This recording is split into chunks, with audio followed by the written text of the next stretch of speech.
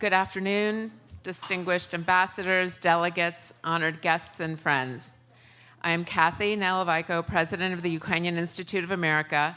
It is a great honor to welcome you to our home today for the 20th International Helvi Sipilä Seminar, held in conjunction with the 70th session of the UN Commission on the Status of Women. Founded in 1948, the Ukrainian Institute of America was established to promote Ukrainian culture and to strengthen the bonds between Ukraine and the international community. We believe that strong civil societies and the cultural institutions that sustain them are essential to democracy, resilience, and human dignity. It is therefore deeply meaningful that this seminar is being hosted here again for the second year today. The seminar honors the remarkable legacy of Helvi Sipilä, a pioneering lawyer, diplomat, and global advocate for women's rights. When she became the first woman to serve as Assistant Secretary General of the United Nations in 1972, she changed the expectations of how leadership at the highest international levels looks. Her example reminds us that progress in women's leadership is neither inevitable nor irreversible. It must be protected and renewed by each generation. Today, the data continues to tell a troubling story. The number of women in top political leadership roles globally has stalled, and in some cases has declined. At the very moment when the world faces profound geopolitical instability and complex global challenges, mostly initiated by men, I have to say. Sorry for the men in the room, and that's why I'm not a diplomat, because I can't keep my thought clouds to myself.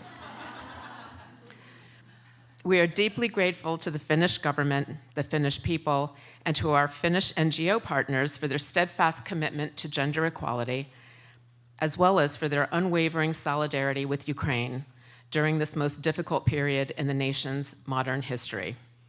Before we move on, please join me in a brief moment of silence to honor those who have made the ultimate sacrifice and who have lost their lives defending their homeland and democracy and freedom for Europe.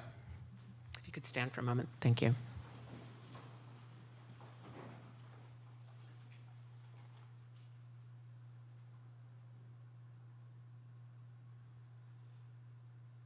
Thank you. History repeatedly shows that societies are stronger and more peaceful when women are fully present in the rooms where decisions are made.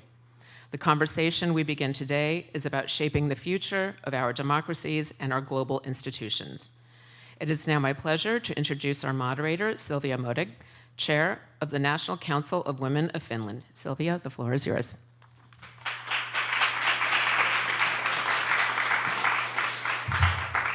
Thank you, Kathy, and everybody warmly welcome to this event. This is the 20th edition of the International Helvi Sipilä Seminar, and I'm Silvia Modig, and I have the honor of being the moderator today's seminar. To commemorate Sipilä's trailblazing legacy, 5 Finnish women's organizations, the Finnish Federation of Graduate Women, the National Council of Women of Finland, UN Women Finland, YWCA Finland, and the Coalition of Finnish Women's Association, Nytkis, none of you are able to pronounce that, have organized the International Helvi Sipilä Seminar annually during the CSW week. And this year, 2026, this is the 20th time we are celebrating our idol and our icon for all Finnish feminist, Helvi Sipilä. We want to thank the Finnish Federation of Graduate Women for starting this event back in the time to commemorate the work of Helvi Sipilä, who is indeed a true legend and an inspiration to feminists every day. And this year, this is organized in cooperation with the Ukrainian Institute in America and with the permanent mission of Finland to the UN. On behalf of the organizers, I would warmly like to thank you both for this valuable and wonderful cooperation. Thank you. And now it is time to start our program, and for the opening words, I'd like to welcome to the stage Ms. Sanni Grahn-Laasonen, who is the Minister of Social Security in the Finnish government since 2023. As a minister, she is responsible for key portfolios involving social security, employment, and gender equality policy, as well as safety and health affairs. She has been a member of the UN Parliament since 2011 and representing the National Coalition Party. Minister Sanni Grahn-Laasonen, the floor is yours.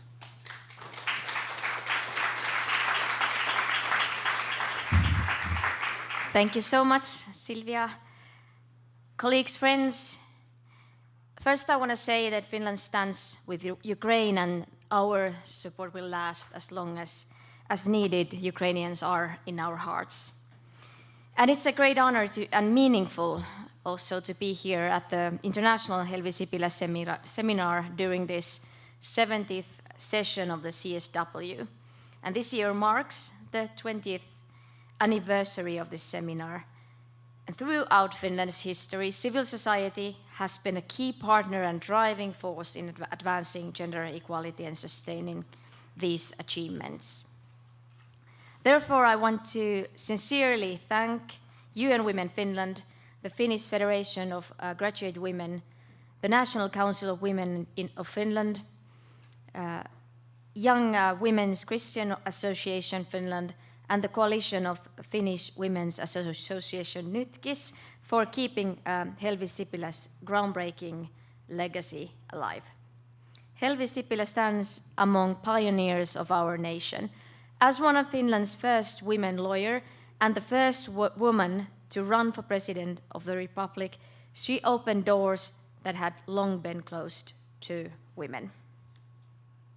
Her international legacy is equally remarkable. As the world's first woman to serve as Assistant Secretary General of the United Nations, she advanced global cooperation and championed gender equality with a vision that continues to inspire us. As we approach the selection of the next Secretary General of the United Nations, it's important to keep Helvi Sipilä's legacy in mind, and I want to say this, it's time to choose a woman to lead UN.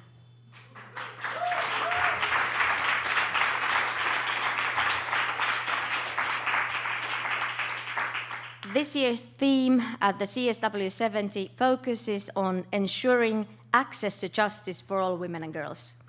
We cannot talk about access to justice without talking about the representation of women in our societies as leaders and decision makers. Women's participation is a precondition for the realization of gender equality and democracy.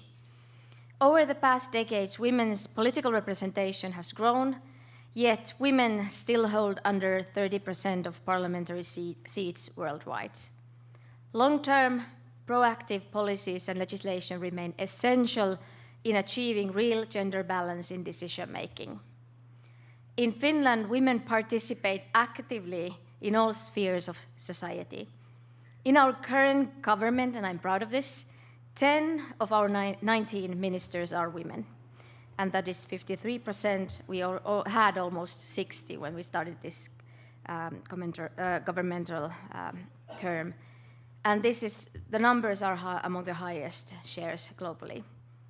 Women hold also 40% of seats in both parliament and municipal councils, and that's not enough, but we're gonna do better. At the same time, many young women are stepping back from political debate due to hate speech and technology-facilitated gender-based violence. This digital violence threatens democracy and spills into real life. Women in visible roles, especially those who's facing multiple forms of discrimination, are particularly targeted. Women journalists, politicians, and human rights defenders frequently face harassment. According to United Nations, globally 75% of women journalists report experiential digital violence, including threats, misogynistic insults, and coordinated abuse.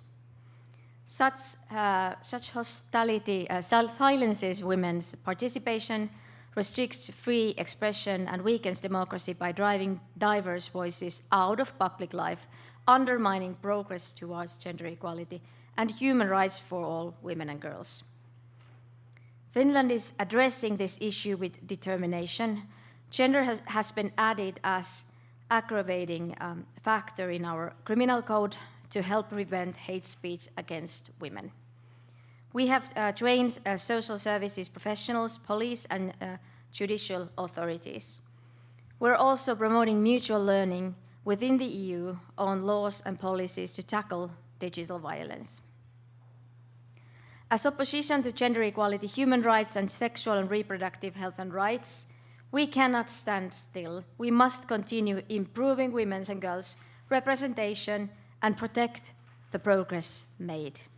Strong, meaningful civil society participation, especially by women's organizations, is essential for advancing gender equality and LGBTIQ rights.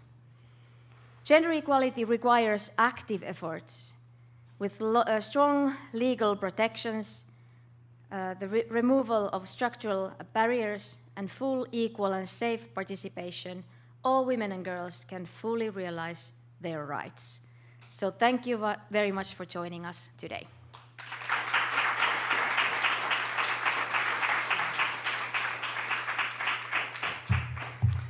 Thank you, Minister Grahn-Laasonen, and thank you for opening words and for being with us today. Now it's time for our keynote speaker. It is my honor to welcome Ms. Kirsi Madi on the stage. Ms. Madi serves as the UN Assistant Secretary General and UN Women's Deputy Executive Director for Resource Management, Sustainability and Partnerships. She has more than 30 years of experience in international development, humanitarian action, gender equality, governance, partnerships, and organizational transformation. And she is here today to give us her keynote. Madam Madi, the floor is yours. Thank you.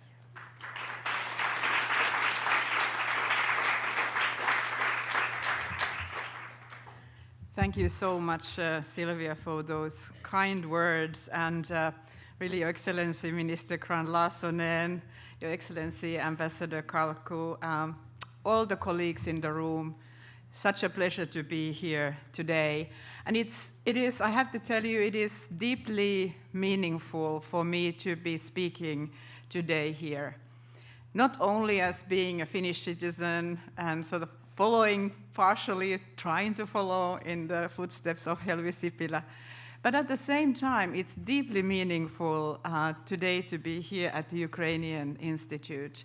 I had an opportunity to visit Ukraine last month, and I was able to witness both the really devastating impact of the full-scale invasion and war that it has on women and girls and on the society. But at the same time, I was able to see the tremendous courage, commitment, and leadership of the Ukrainian people, and especially of Ukrainian women. So it's just very heartening, and really with the full heart that I am here with you. But it is really an honor to join you at this year's Helvi Sipilä seminar, gathering that carries forward the legacy of the extraordinary Helvi Sipilä. She broke barriers, not for the sake of being the first one to do so, but to ensure that she would not be the last. At the time when women were largely absent from global decision-making, she insisted that leadership must reflect the whole of humanity. Her legacy reminds us that progress is never inevitable. It is built through persistence, the unwavering belief that equality is both possible and necessary.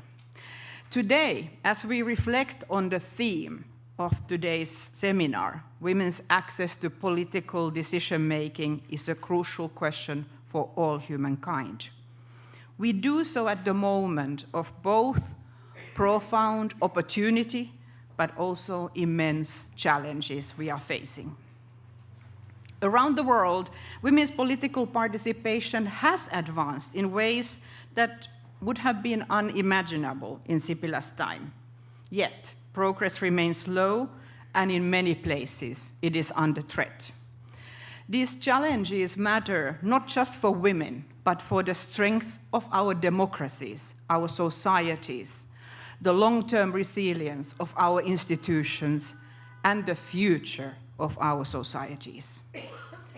Gender equality is not a peripheral social concern. It is a core democratic principle and value. Societies that exclude half of their population for meaningful participation cannot fully claim representative governance. Backlash against gender equality is often closely linked to broader trends of democratic erosion, authoritarianism, and shrinking civic space. At the same time, clear evidence shows that inclusive leadership strengthens governance outcomes.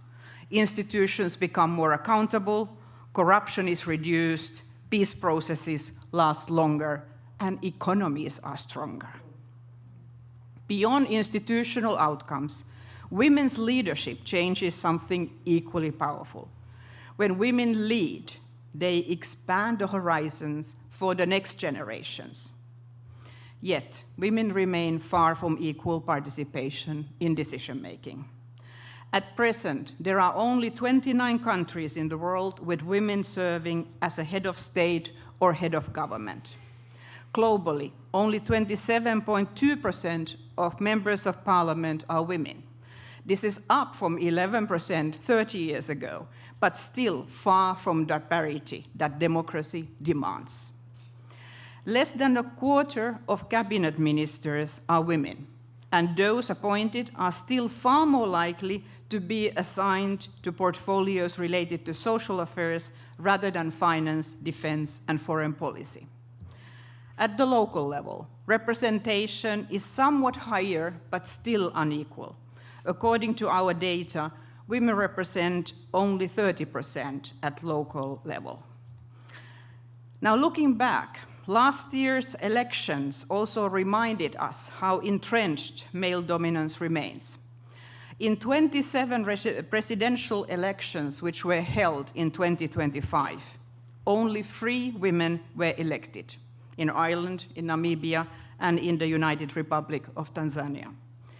The obstacles to women's political participation are deeply rooted and persistent across every region. Political parties, as gatekeepers to elected office, often hesitate to select women candidates, still perceiving them as potential electoral liabilities. Women also have typically fewer financial resources to run competitive campaigns. These challenges are compounded by harmful norms and violence, as the minister so eloquently outlined. Coordinated campaigns of disinformation and misinformation, of hate speech, both online and offline, targeting women in politics and in public life. Young women leaders are reconsidering entering politics after experiencing relentless abuse online. And in many societies, social norms still prescribe that women are less fit for leadership. These stereotypes undermine women's legitimacy even before they enter public office. Ultimately, progress remains slow as long as political will remains insufficient. As long as male-dominated decision-making is treated as a norm, equality will remain out of reach. Yet, we are not starting from scratch. Around the world, there are already clear evidence showing that meaningful change is possible when governments take deliberate and sustained action. First, special measures that promote parity in decision-making are effective, including gender quotas with ambitious targets and enforcement mechanisms. Countries with quotas of 40% or higher and with strong enforcement elect nearly twice as many women to parliament as countries without quotas. Secondly, we must eliminate violence against women in politics and in public life. This requires enacting and enforcing laws, strengthening reporting mechanisms, holding perpetrators accountable, and ensuring that political institutions adopt zero-tolerance policies. It also demands that social media companies take far greater responsibility for preventing and responding to online violence, ensuring that digital spaces are open and safe for everyone's voices. Thirdly, we must invest in women's leadership at all levels through training, mentorship, access to financing, and networks. And fourthly, political institutions themselves must evolve. Parliaments, political parties, electoral management bodies, and public administration must become gender responsive, inclusive, and accountable. And finally, together, we need to transform the social norms that limit women's leadership. Education, positive media portrayals of women leaders as the positive role models, public discourse, all have a role to play in highlighting and challenging stereotypes and highlighting the achievements of women leaders. The question before us today is not whether women are capable of leadership.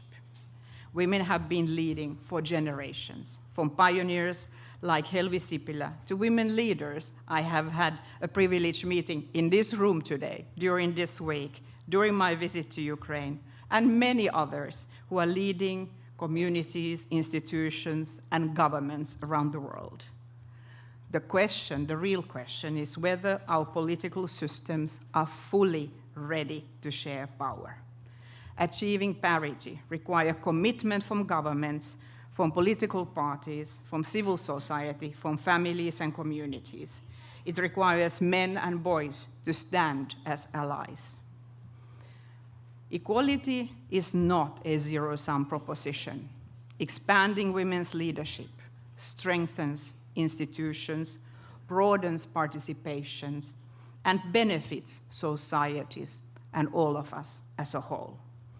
So I suggest we honor the legacy of Helvi Sipilä, not only with words, but really with courage, so that one day women's leadership will no more be seen as an exception, but as a norm.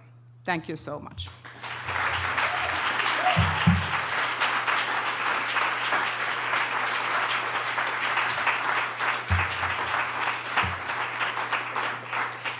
Thank you so much for your insightful words, Mrs. Madi. You are truly an inspiration. Now it's time for our panel, and I would like to welcome our panelists, Julia Kusher, Lushomo Tebe, and Rosa Ruabuhihi. She said that I'm pronouncing it correctly enough. So please, ladies, join me on the stage. This way you can come.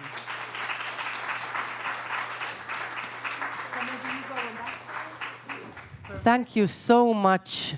And Rosa told me I'm improving. I pronounced it better than the first time. So progress is possible. I'm living proof of that. Thank you to our panelists for joining us. Let me introduce you. Julia Kusher is an internationally certified gemologist and the founder of Solo for Diamonds, Ukraine's first fine jewelry brand specializing in creating timeless pieces with lab-grown diamonds of the highest international standards. Julia has spent over 10 years working with lab-grown diamonds, a breakthrough in the jewelry world. Julia frequently shares her expertise as a speaker at Ukrainian and international events and programs, including TEDx, Forbes, Al Jazeera, and the Helvi Sipilä seminar today. Welcome, Julia. Thank you.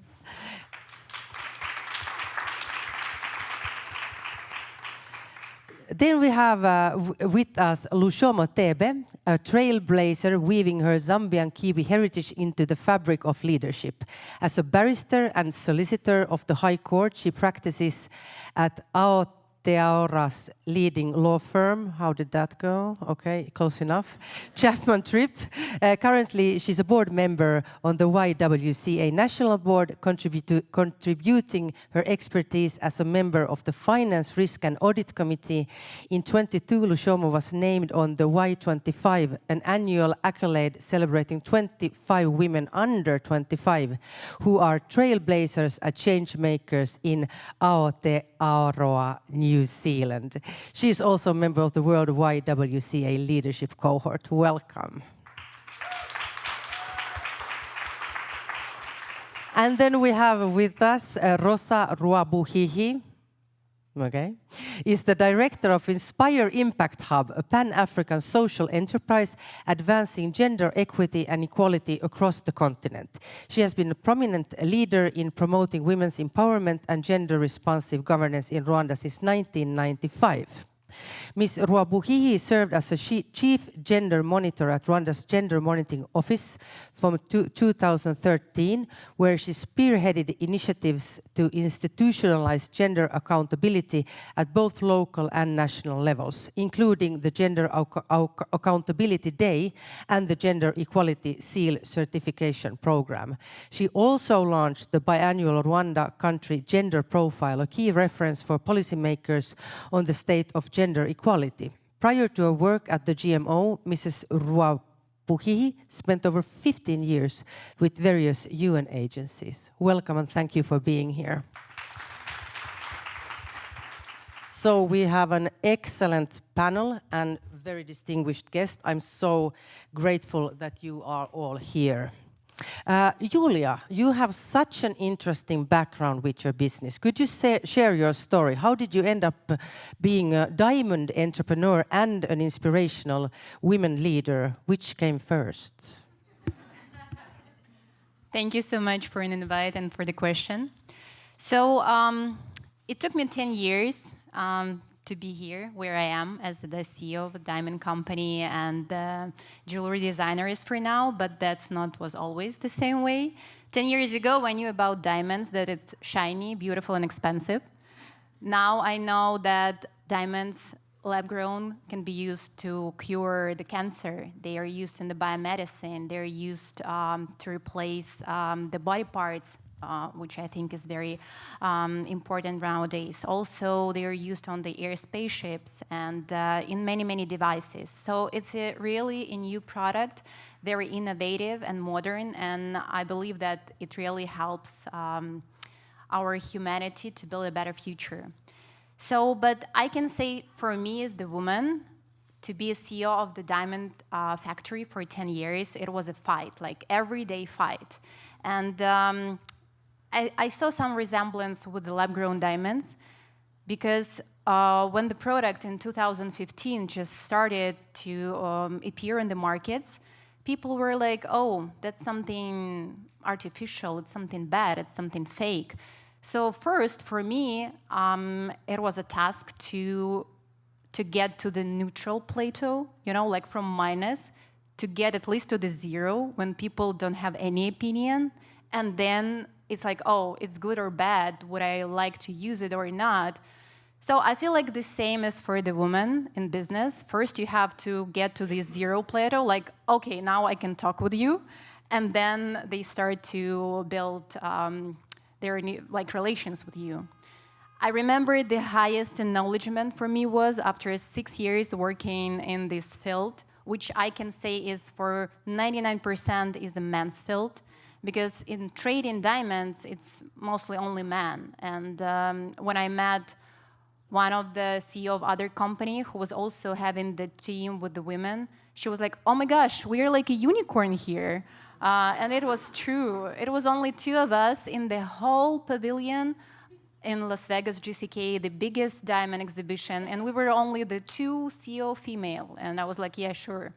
So one day, after 6 years me working in this field, one of the big CEOs of the diamond company, he was like, oh, you know, recently someone reached to me from my partners, and he was asking about your company and you, like if you're a reliable partner and here and there.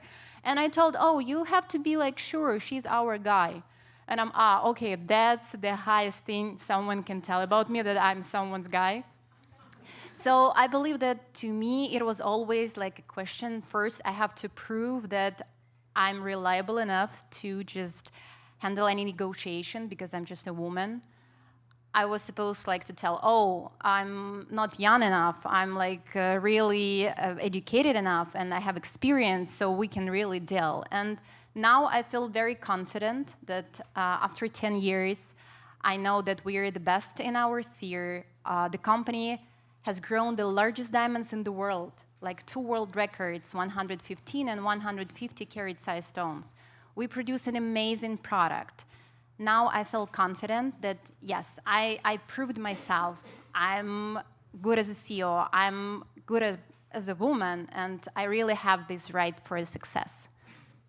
You definitely do. That's so inspiring.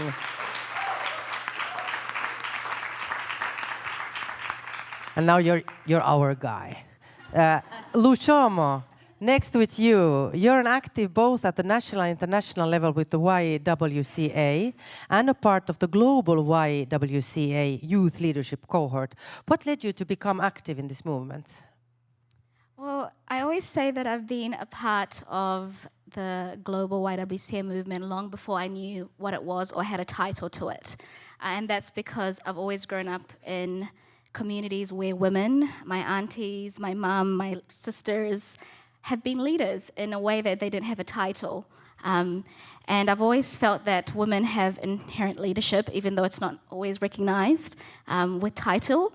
And so I think the key, though, for me with being involved with the YWCA movement happened when I moved from Zambia to New Zealand.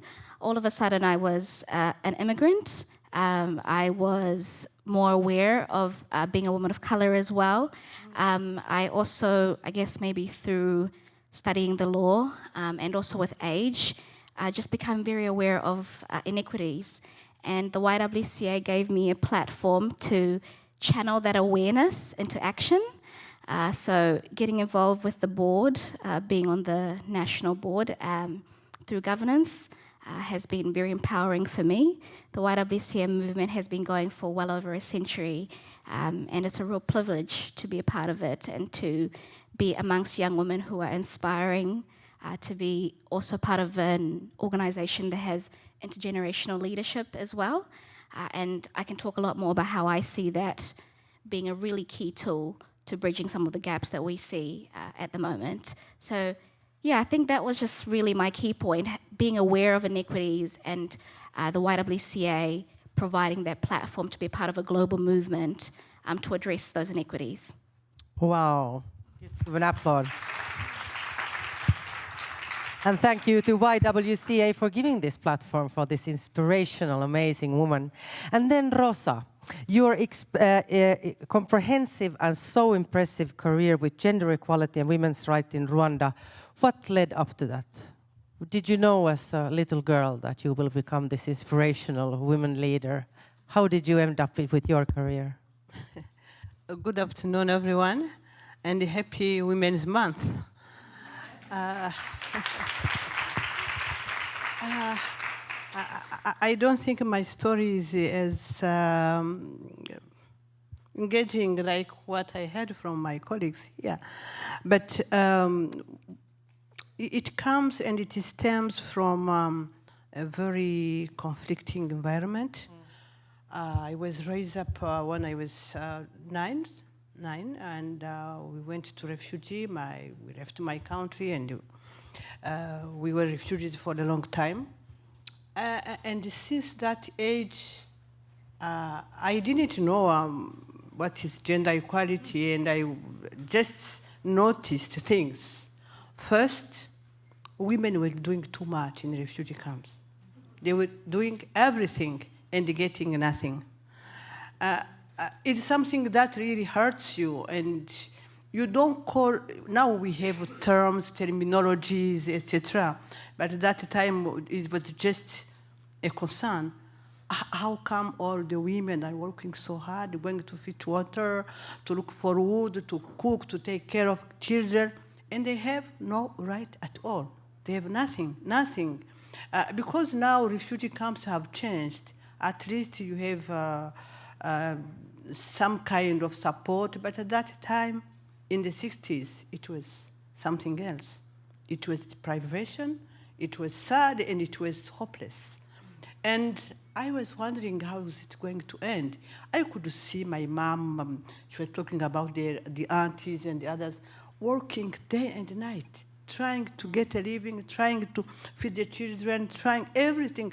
And men around the camp drinking or chatting, doing nothing, but having the power.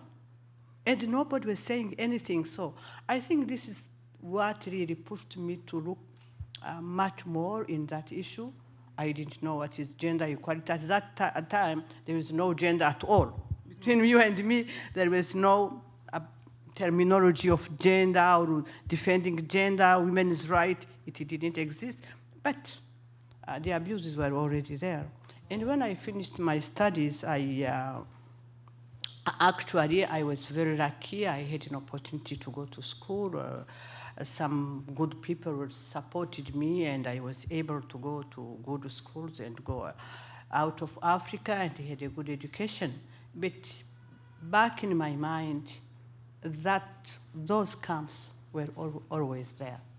It's something that has been hurting for a long time, and I'm very sorry that it's still hurting because the change I see is not what I expected so many years later. So it started there and it continued. Thank you, Rosa. So we have a very diverse and very inspirational group of women here on the stage with me. So let's go into the topic. UN Women's recent publication, Women Political Leaders 2025, reveals that women's political leadership in executive positions has not only stalled, it is declining. The continued underrepresentation of women leaders in state or government leaderships and in key ministerial positions is a testament to widespread barriers and insufficient and uneven commitment to gender equality in political leaderships. As a politician myself, I have seen this backlash. And in addition to politics, it's everywhere. Whether it's CEO positions, it's top management positions. So why are women still so underrepresented in so many fields when it comes to being a CEO, when it comes to political leadership, or any of these examples? Would you like to start, Lushama? Why are we still so underrepresented? Absolutely. Thank you, Sylvia. This is something I'm incredibly passionate about, so I have a few points that I really want to hammer on, so do bear with me. I have some notes that I really want to touch on. So if I may, I would like to bring a young woman's perspective to some of these conversations that we're having today. So I think, firstly, we can't ignore the barriers that exist, and I think those barriers exist because leadership was being designed at a time when women were not expected to be in leadership in the first place. So that's our starting point. And because of that, I think that women have been navigating structures that they're constantly having to sort of push a huge barrel every day. And at the same time, we see that women disproportionately carry, I think when I'm talking with my friends and women who are mentors to me, I feel that they disproportionately carry more caregiving responsibilities. And sometimes I feel that women are just tired carrying all these expectations, and then now you're giving them the responsibility of now going and leading communities, not just communities, countries, leading the world, it can be quite a lot. So we need to make sure that we're having initiatives in place that allow for sustainable leadership for women. But this is the part that I really wanted to touch on was just about, I think there needs to be a conversation about building a pipeline of leaders. And I think leadership doesn't simply happen overnight. I just don't want to point out the obvious. You don't just wake up one day and be sitting on this type of panel. I think for me, if I look at my own journey, it's because I've had women who are much older than me believe in me and support me to build my confidence. And I think that's something that the World YWCA champions really well, having intergenerational leadership, that sharing of knowledge between young women and older women, so that when a young woman feels that, right, I'm ready to step into leadership, that they have that confidence because they've been doing this for a number of years and have been supported. I also think that it's been a bit interesting for me to be at CSW and seeing so many incredible women in these spaces, so many inspiring women. So I don't think we're any short of good leaders, if I'm being honest. But what has been a bit surprising to me is, where are the men in these conversations? I feel that the burden is constantly being left on women who to bridge the gap. And I think, thank you for the men that are in the room. This is not an attack on you. I think a lot of men need to take a hard look at themselves and ask themselves if they're sharing power and what role they play in upholding the status quo. I think that if we can have really meaningful conversations around this, I think we can make a lot more progress. So I would like to see that responsibility of getting women into leadership and supporting women who are already in leadership to be a shared responsibility between women and men. So those are my many thoughts on this topic. Sylvia.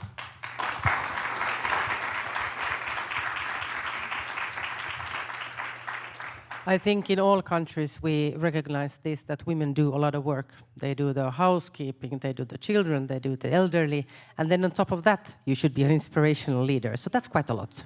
So yeah, let's try to divide that more equally. Julia, you're a CEO in a very male-dominant world. Why are there so many women CEOs? What can we do to open the barriers for women to leadership? You know, I think that usually those who make the decisions, if you're being the negotiation groups or you be the CEO, are men who are mostly like monotask, yeah, so they have one task they can accomplish, and women I consider like multitask, so she can do so many things simultaneously, and that's why like men, they judge mostly by themselves, like if you can do just one thing, then probably for women it will be so difficult to manage so many things at one time. But I believe we have to we have to prove that we can do those things no matter what, and we are efficient. So if we show efficiency, then there are no problems. For example, I moved to the US just like 4 years ago, and I've been living in Ukraine most of my times. And I didn't even notice that there is a problem, that there are so many women CEOs. I think every third CEO in Ukraine is a woman. So I was like, oh, everyone was telling me that's the problem. There is this patriarchate world where men make the decisions. I was like, no way, I don't really hear about that. And then I came here and I saw that it's really a problem. They don't really let women to lead because they don't feel like they're efficient while they have to take care of kids and a lot of things at home. And I'm like, oh, that's the place where we have to fight and to prove and to show that there are really spheres which are men's spheres by, that's it, yeah? But we have to prove. It takes more time.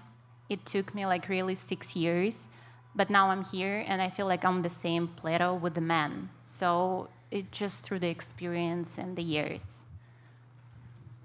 Thank you. Rosa, from your perspective, what do you see as the obstacles for women in leadership? What is, especially in these times, the problem? I think, first of all, I want to make just a small comment, because I'm talking about democracy. Women have fought for democracies, but democracy has failed women. Because otherwise, somebody should say there is no democracy, because there is a big number of people, there is a category of the population that is left out. So I think we should challenge the definition of democracy and the composition of democracy. When we tag a country that is democratic, what are the indicators we are looking at? We should look at that, and I hope, since we have a woman here, this is something we should really be considering. This is for a big democracy, and women are not there. So, and that more than the half of the population. So I think democracy, in terms of women's participation, is something we have really to consider and to challenge. So one of the things, the challenges women to have to be part of the leadership, first is the environment in which we are operating. The environment in which we are operating has not changed. We have changed laws, we have changed terminologies, we have even made commitments, but the mindset, the basic mindset, from the family to the community and to the political settings and governance settings, it has not changed.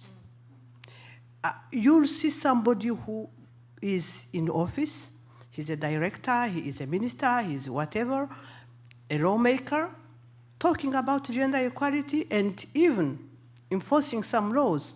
But when that person goes back home, he's no longer gender sensitive. And there is no accountability. There is no accountability.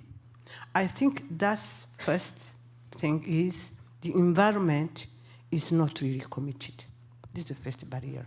We have laws, we have so many whatever, but there is no commitment at all. Although there is, we have 1325, we have the Beijing, whatever, but really, the real commitment is not there. Second, there is no accountability. If you don't do so, who cares? Who punished? Who enforces? I am always amazed at the CSW. I've been in so many. I worked for UN Women for a long time. And every country comes and displays what they have done. But no one is challenging to ask them what they have not done.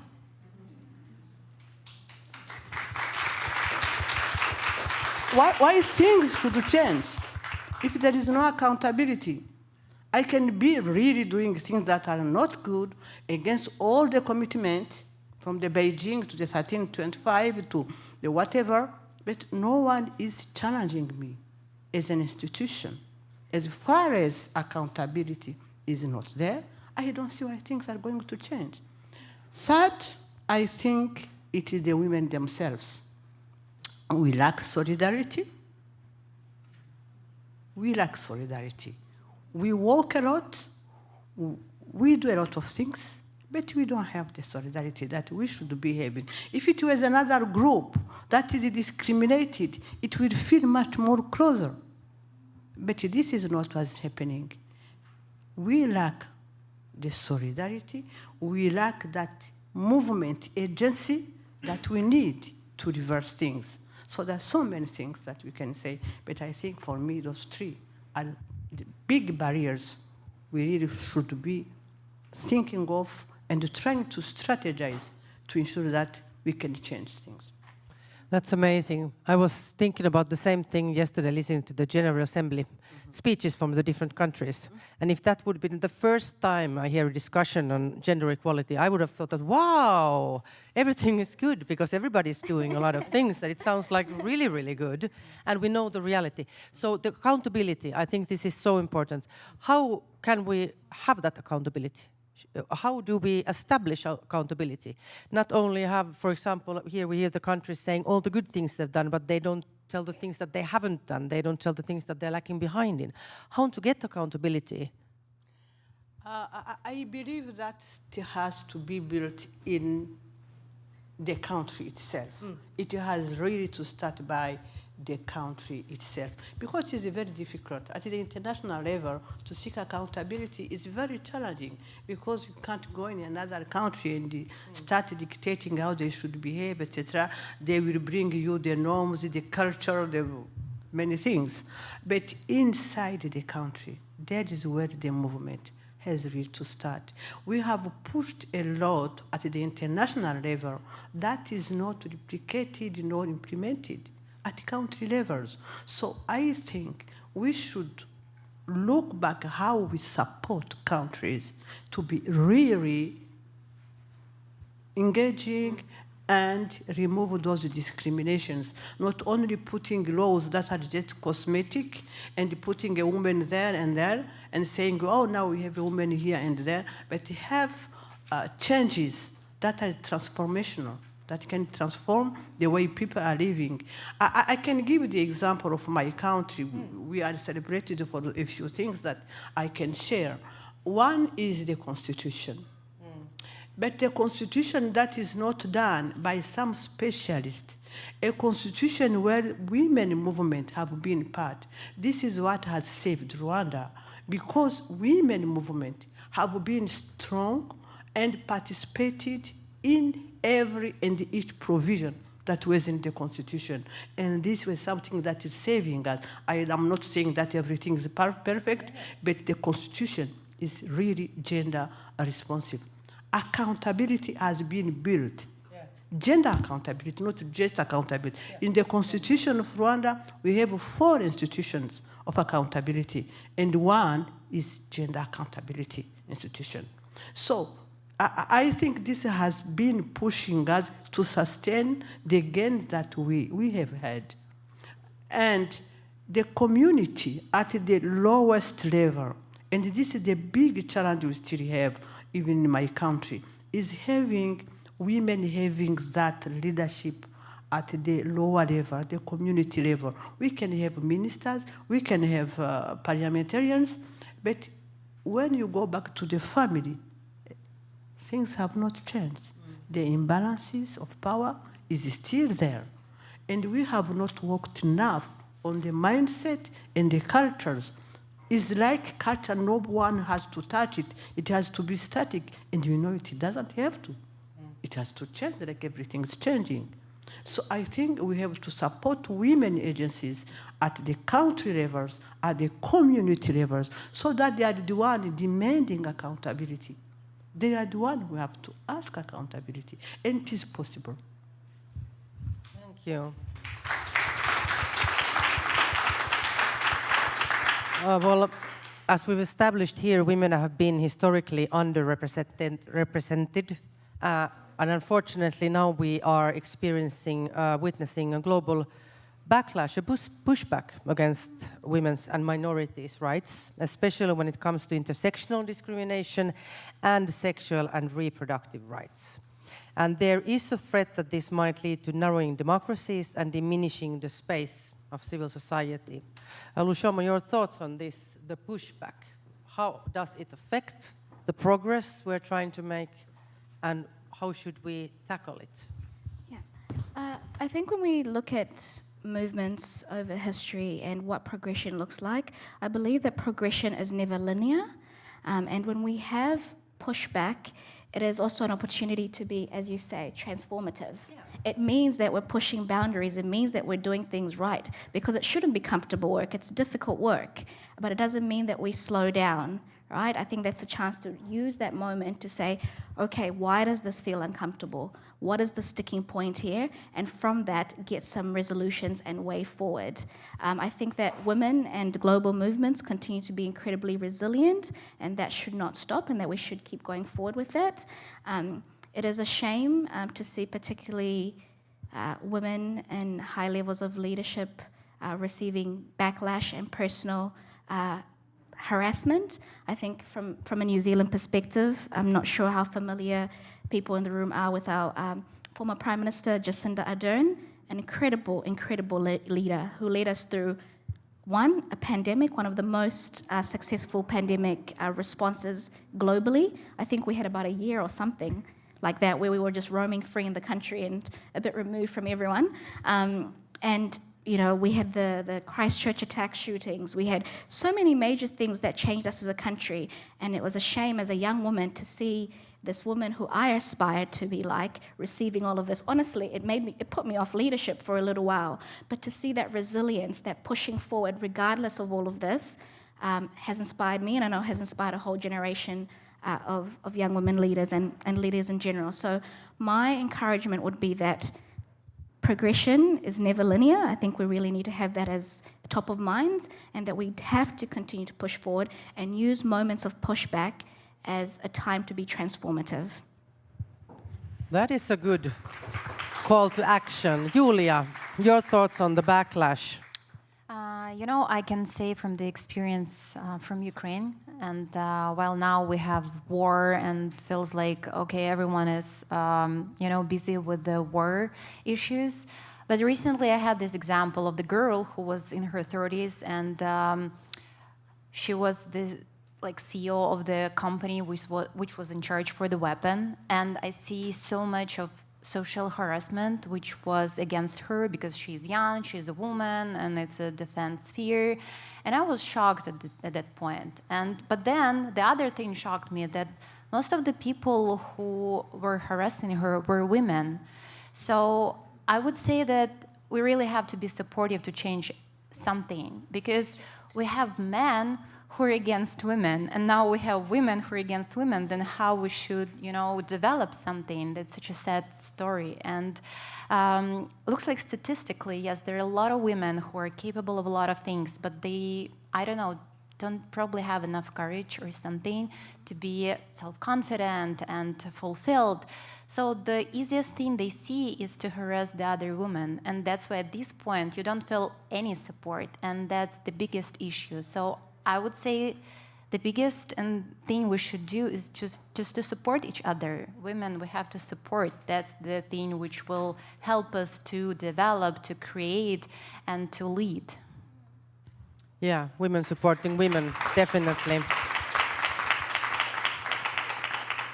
I want to ask you, all three of you, how have you experienced hate speech or harassment during your careers?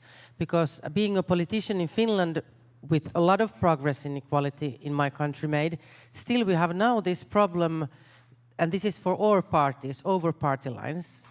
We are having trouble to get young women to candidate in the elections, because when you call them or talk to them and say, would you be interested, you would be amazing, their first question is, will I handle the harassment? How much of that will I get? How can I protect?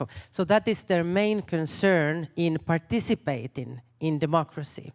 Do you have experiences of harassment where they have tried to silence you in your journey? Lushama? Yes, most definitely. I don't, perhaps haven't experienced it at the national level and international level as perhaps my colleagues on stage here.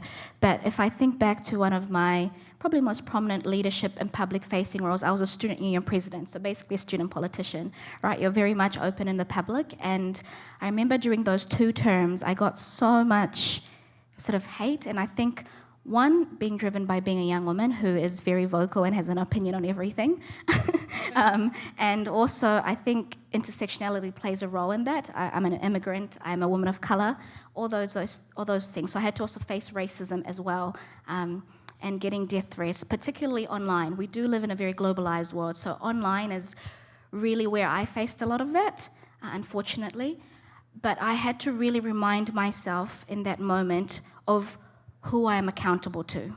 I am not accountable to random voices online.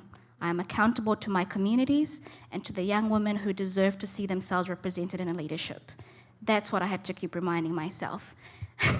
I see the young women doing this at the front. Thank you. Just on that point, I hear what you're saying about solidarity. I think during that difficult time, the best support that I got was from women, from my friends around me to say, ignore those voices, you're doing a great job, you're doing fantastic. And that goes a long way. It sounds like a little thing, but just having that solidarity with other women, I think women are the best support systems you can have. If you have an amazing circle of women, you're winning in life. So for me, solidarity with women and always remembering who you're accountable to, even when things are going hard, is really important.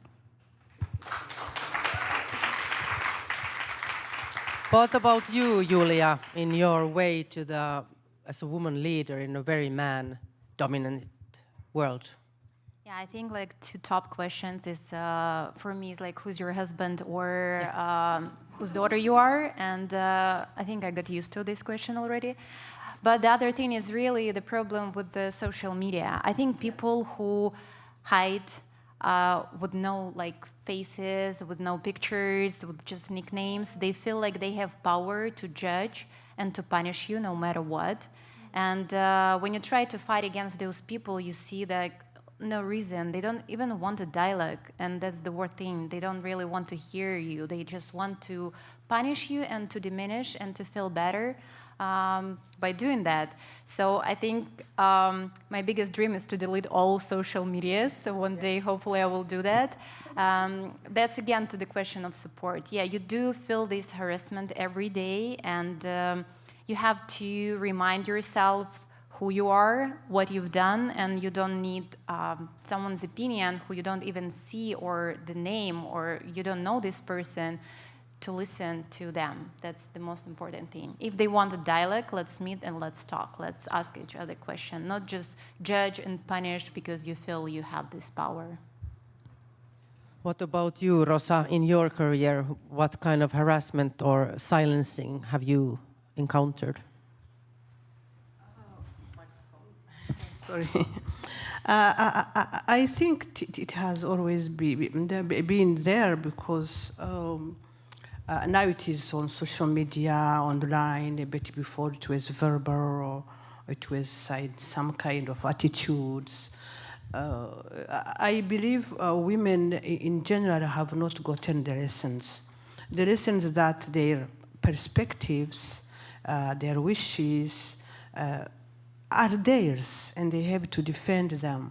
Every time you are attacked being by social media or any other way means, we tend to feel alone and victims.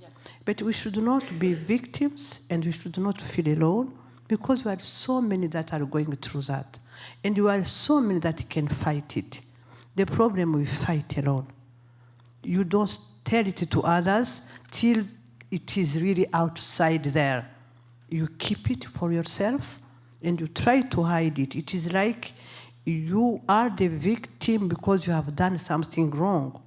And all the abuses that women go through, the first attitude of the women is to think that I'm done something that is not wrong, that's not correct.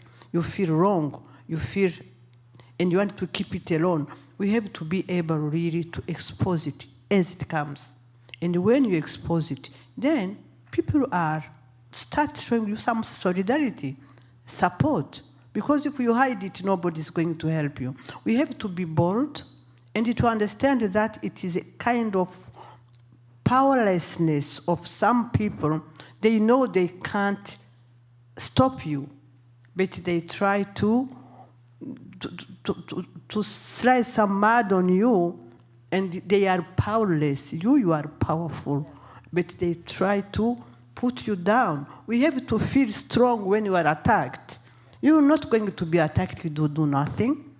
So you have to understand that people hate or use those hate speech, online abuse, because they fear you. They fear your power. They want to make you powerless. Exactly. This is what I tell to young women. Young women in politics, we have tried to make like this mentorship over party borders, that don't be alone when it happens. Don't become a victim. Rely on a sister or another woman, a feminist, and get support.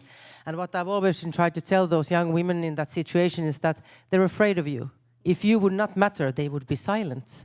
The more they're shouting at you is because they see that you have the power and you can make a change. So it's actually an evidence of that what you're doing is working and you're really, really good. They don't talk about you. Yeah, exactly.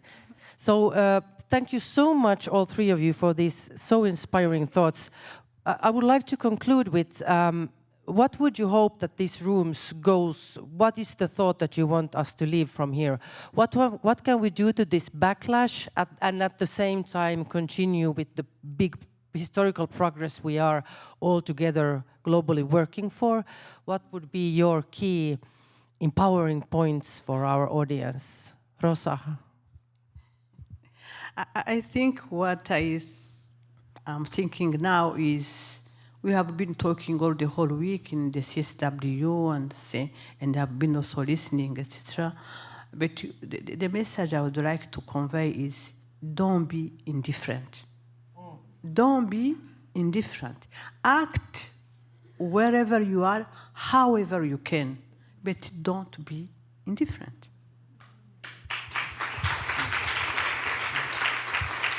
How about you, Julia? What would you like to leave us with? I would like to say that don't be afraid to be noticeable. Yes, you will probably have hate and everything, but you have to do something and to create. I think the purpose of the humanity is to create no matter what.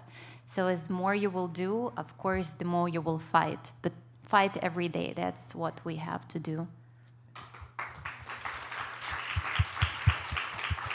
Luciano. A few points from me. I think the first one is, yes, we are at a time right now that I think we have an opportunity to be transformative, to continue to push forward and always remind ourselves that any progress, any meaningful progress, has never been linear. Another thing is leaning in on each other as women, supporting each other. Especially our older women supporting our younger women. Intergenerational leadership is very important. And just on this point of intergenerational leadership, I would really love to see us, hopefully soon, elect our first Secretary General as a woman. I want to put that out there for those people who have influence in the room. And I think that's really important because not just for young women, but for women in general to know that no leadership role is out of reach for them. Anything is possible for us, right? And we want to see that represented. And so, yeah, those are my key points. And yeah, I just want to continue to see progress as women and to continue to support each other. And for young women as well, and our voices to be centered in all of these conversations. So, thank you.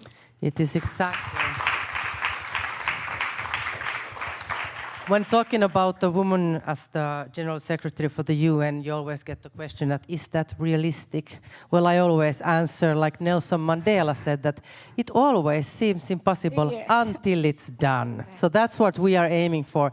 Thank you, Lushomo. Thank you, Julia. Thank you, Rosa. An amazing panel. Please give a big hand to our amazing...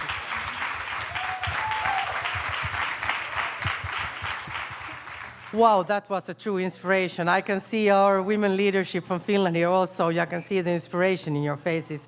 That is amazing. Now, Mrs. Elina Kalkku has agreed to give the final words for this seminar. Ms. Elina Kalkku is Finland's permanent representative to the United Nations, and she has served as Finland's permanent representative to the United Nations since 2022. Please, Ms. Kalkku, the floor is yours for your closing remarks.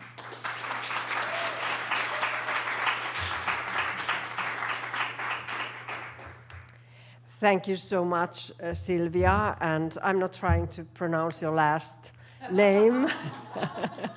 Some people call you Modig, but that's not the right pronunciation.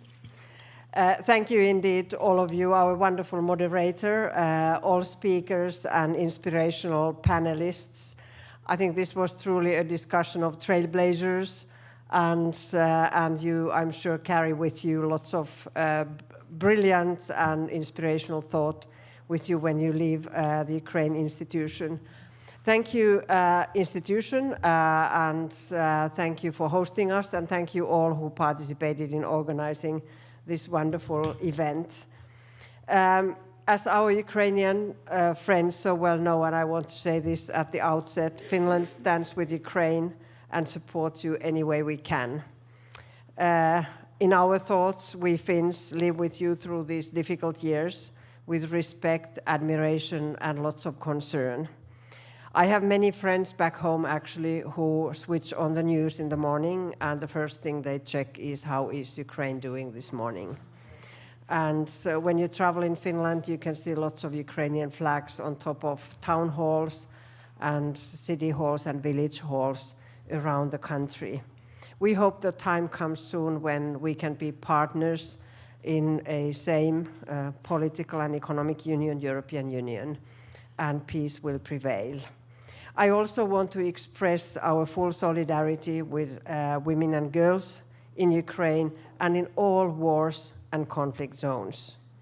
And we should not forget the women and girls of Afghanistan who live under circumstances that are rare in modern history. Indeed, it has been a very, very unusual time that we're following in Afghanistan, systematic discrimination. I think if this would be a situation for any other group of people in any other respect, I think the world would have reacted more strong. So I fully agree with what was said in the panel, that we need also women's solidarity in a situation like this. Indeed, it has been counted that about 100 countries have never had a woman leader, and there were some statistics Kirsi Madi shared with us about parliamentarians. There are, of course, countries where the numbers are much, much higher, but I think the world averages show how much still needs to improve for true equality. I think we have heard something during this CSW week at the UN many times actually. Power or roles are usually not given. They must be taken.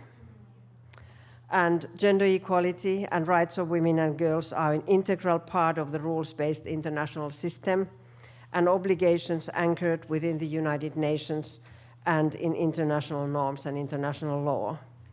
But also full and equal and meaningful political and economic participation of women is not only a right, it also strengthens the well-being and prosperity of entire societies, of everybody. And I think this is a strong argument when we promote the cause of women and girls globally. Safe online participation has been underlined here today. Online violence targets women, especially young women, also here in New York. One of my colleagues, a young PR, told about this not very long ago. I think online violence can actually and does decrease the participation of young women in politics. Also in Finland, we've seen this happen. And all this can undermine democracies, that's very obvious. There are ways to tackle online violence, and every tool available must be used to tackle them. At the UN, we often discuss about women in peace negotiation or mediation tasks. It's also a leadership task, and how their participation ensures more sustainable peace. And there's a lot of research actually done for this, and concrete proof of sustainable peace achieved better when women are involved. Women, peace and security agenda is hugely important. But women's ability to participate is very much a reflection of their status in their own societies and their representation at senior political level in general. You become an experienced politician and negotiator only by participating in politics and in negotiation. I think also our panelists highlighted this aspect. Young women need to engage early enough because playing a senior role cannot be achieved through a short training course, for instance. And I'm saying this as a representative of a country that organizes lots of training courses for peace mediation for young people and young women as well.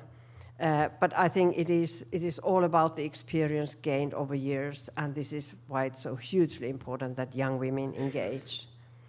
At the UN, I think right now we are out of 193 member states. We are 39 women ambassadors, permanent representatives. The figure was higher some time ago. Years back it was like 54, I was told. It has been above 40 for a long time. Now we are at 39. So we can ask, of course, ourselves the question why the figures have been going down. But it is also up to the capitals to make sure that they are higher in the future. And I think the good news is that there are lots of deputy permanent representatives that are women, and that's a good promise, I think for the future. The Secretary General, absolutely. This is the time for having a female Secretary General for the UN. Antonio Guterres, when he was chosen, he was supposed to be an East European woman. And so it happened, we got an excellent West European man. I don't think anybody hopes that this would happen again. We talk about Latin American region having the turn, and we're talking about Latin America having good female candidates. And the eyes are on the UN, I think, on this. It is also about the credibility of the UN. Helvi Sipilä was not only the first woman as an UN Assistant Secretary General, but also a tireless defender of human rights and women's rights. She was born in 1915 in a society which was very different and very difficult for women political participation. But women of her generation actually began to have possibilities to study, to work, and find political roles.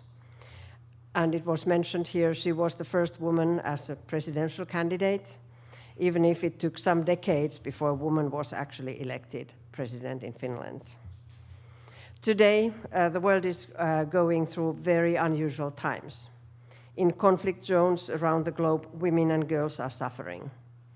But following closely the events in Ukraine and listening to many strong Ukrainian women here in New York, and also women from all parts of the world, I would like to underline the crucial role women play in upholding societies, as business leaders, as we saw here, in defending their country, in building the resilience of their country, in definitely promoting the course of their country in international affairs and international fora, and in providing a role model for the rest of the world on women's leadership, resilience, skills, and wisdom.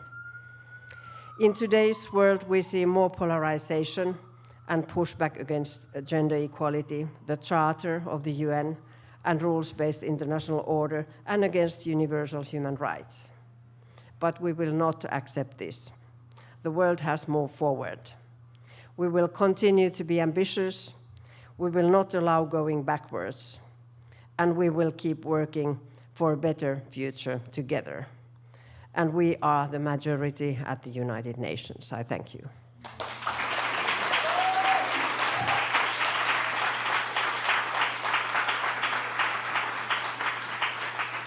Thank you, Ms. Elina Kalkku. That was inspiring.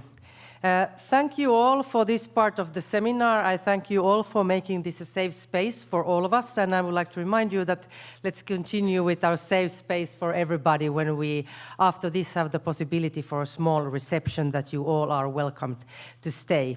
I want to thank the Ukrainian Institute for this cooperation. This is wonderful. Thank you for doing the cooperation, and thank you for the work you're doing. I would like to thank the Finnish representation for this cooperation. This is really valuable. When you leave from here, and next time that you encounter hate speech, you encounter somebody trying to put you down, you will ask yourself, what would Helvi do? Helvi would not stay silent.